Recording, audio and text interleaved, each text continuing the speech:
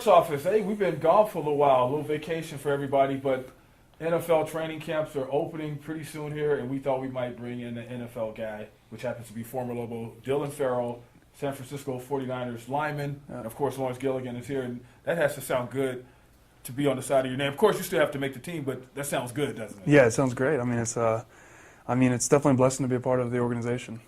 What has it been like so far as just getting in, getting your feet wet, trying to figure out how to navigate through that and become a player in the NFL? Yeah, it's tough. The first day I showed up, the day after the draft, they flew me out for off-season workouts, and I didn't get in until probably 1 in the morning, and then the next morning you got to wake up around 6 in the morning and kind of start. So I get there the first day, and the first thing they do is kind of throw the playbook at you, and then you got to practice about an hour later. So it was kind of just a welcome to the league rookie moment, and man, it was hard. It's tough to kind of adapt to it, but it's been fun. But you guys having Jason Linsmeyer come back to New Mexico and being the offensive line coach, and under him, because I know Jason was with Bob Bostad, right? Bostad, and when Rocky Long was the head coach, those guys always made sure the O-lineman knew everybody's position, and so I'm sure it's like that again, and that probably helped you. Yeah, it's helped a lot. I mean, the fact that I've honestly pretty much played all 5 spots on the O-line has helped me tremendously, and that's the first thing I did when I got there is they moved me to right tackle. So obviously I didn't feel as comfortable there because I played center the last 2 years, but so I'm never going to tell an NFL coach no. So it's been a learning curve playing right tackle, but it's been a lot of fun. I got a lot of great guys to learn from. What's the speed been like? Is it any different than from D1 ball to that level? Yeah, it's incredibly different. I can't even explain. Like, it's hard to put into words, really. Every time people ask me about it, a lot of my old teammates will ask me, "Well, how different is it?" It's just hard. It's the hardest thing I've ever done in my life, and the speed is a completely different level. You got guys that are about 280 pounds, and they run about a 4.4, 4.5, and I don't run that. So it's tough. Technique-wise, do you feel maybe you have to kind of think ahead, kind of game plan ahead for what this guy might do because of the speed's different? Yeah, definitely. And we've got a great offensive line coach, Mike Solari. He's one of the best, if not the best, in the NFL. And with Coach Linsmeyer, we learned a lot of technique, and that's really what he harped on. And so I feel like my technique's pretty sound, even though I'm playing a new position. It's all the starts I've had at center have really helped me out at right tackle, and so. It's something you got to be aware of. You got to be aware of what the guy's going to do and kind of where the play is going to develop. You got a guy like Byron Bell that's with Carolina that's also on an O-line. Have you tried to bounce any ideas off him just to kind of get a grasp and feel of the league? Yeah, we've talked a little bit over the years. When I was a redshirt freshman, that was Byron's senior year, and he was our left tackle. So we were pretty close, and I've actually gotten to see him play quite a bit. I'd go home, I'd go to some Saints games, and they'd be playing the Panthers, so I'd get to watch him and kind of talk with him a little bit. Mainly what he's just said is just to keep working hard and just always keep pushing and striving, and that's kind of what he's done in the NFL, and he's really been successful at that. You're looking at making the team, and you had that first taste. What do you feel like, okay, I really need to make sure I do this to guarantee myself some success? Yeah. What are some of those things you feel like you've learned from just the Well, taste? I mean, honestly, I just playing right tackle, I think it's different timing in terms of playing right tackle with like the pass rush. So, I got to be able to punch better. I got to kind of have better hands. It's a bigger issue on the outside of the line than it is on the inside, and so that's something I got to work on. And I've been kind of trying to work on that while I've been off for a little bit. So. Things like that, little technique things, are kind of what I got to work on, and just kind of playing with more power. And, but like I said, I've got some great guys to learn from. I mean, right tackle, Anthony Davis, he's our right tackle, and he's an incredible athlete and a great guy to learn from. What is the rookie thing? So have you got any taste of that yet? Because I know when we were at Broncos training camp, they had those guys, they gave them haircuts. They didn't give I shouldn't even say haircut, huh? What they did to their heads, it was bad. Yeah. It was like it was like Stevie Wonder was cutting hair. So have you got any taste of any of the rookie stuff, and that's going to come when camp starts, huh? Well, I hope none of that comes during camp.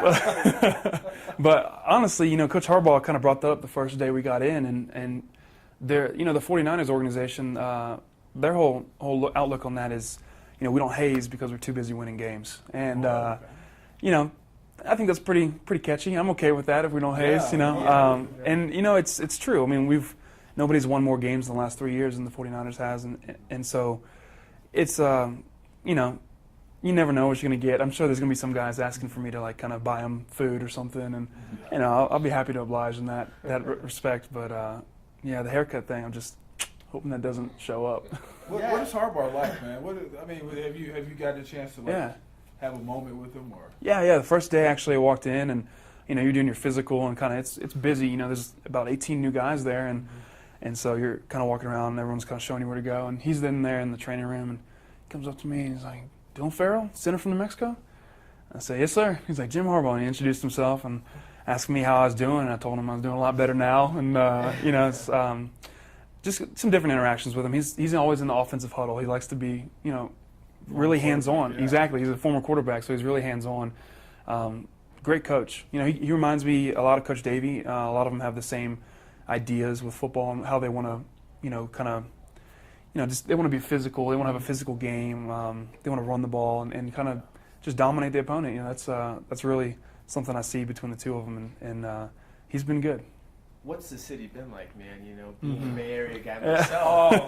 Here we go. and I did see pictures, and I know you probably saw it too. But Coach Harbaugh was all decked out in Oakland A's gear. I did see that. Yeah. All right, and the day before he went to a Giants game, he just wore a hat with the Oakland A's. He had the hoodie going on. He had the hat going on. He could have been in the bullpen for all we know, the way he was decked out.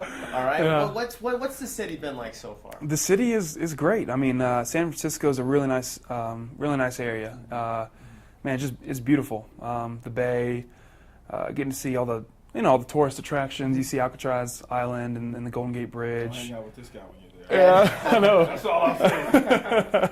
But honestly, I mean, I haven't got to see it that much, only because our facilities are in Santa Clara, which Sure. is about 40 minutes south of there. So, it's always fun to go up there. But it's for me as a rookie, I got to kind of spend as much time as I can at the facility and kind of just deal with that. So.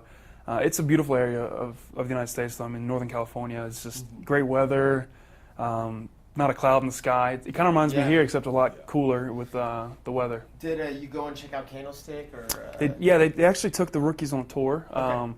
So we're probably the last rookie class that'll ever see Candlestick before it's knocked down. That's a lot of history there, man. A lot of history. Yeah, they showed us the locker room where we have, this is where Joe Montana's locker was, or Steve Young and Jerry Rice. It's incredible to see all that. Yeah. Well, as far as your experience with the All-Star game, the East-West game, and all that stuff, how much do you think that experience helped you to get ready for OTAs and different? Right. I think it's helped me a lot. First day at East-West Shrine game, we're in helmets, and there's about 120 scouts around you, kind of just looking and watching you, and you're just in helmets, and everyone thinks. When you're playing football, you're just helmets. It's okay. It's kind of slow.